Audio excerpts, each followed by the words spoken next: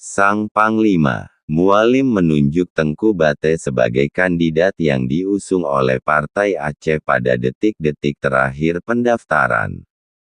Tengku Bate adalah salah satu tentara pejuang yang dulu punya kiprah yang sangat sentral di saat konflik melanda Aceh dan beliau adalah orang yang paling dicari pada masa itu. Tengku Bate sesuai dengan namanya Bate, batu, bisa dianalogikan keras dan bisa dianalogikan teguh.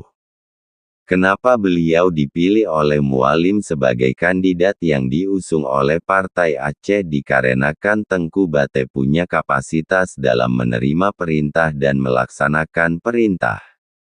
Karena Mualim tahu ke depan Kabupaten Biren harus dibangun dengan benar-benar sehingga Mualim memilih Tengku Bate untuk menjalankan perintah di Kabupaten Biren.